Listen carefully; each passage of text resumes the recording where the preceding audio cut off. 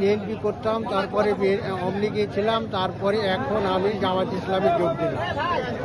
আমার লাইফে আমি 25 বছর থাকলাম, আমি বিএনপি ছিলাম, পুরো মানে সিদ্ধান্ত পাইনি, ভালো পাইনি।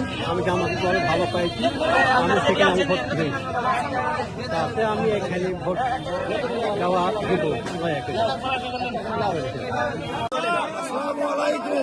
আমি ছিলাম বিএনপি, এখন জামাতে যোগ দিলাম।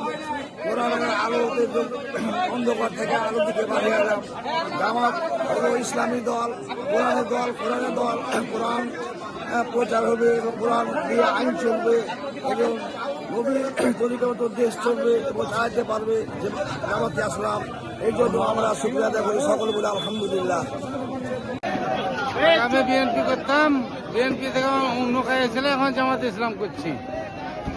আমি উমরা হজ করেছি, নিজের ভালো লেগে আমি এটাতে যোগ দিয়েছি।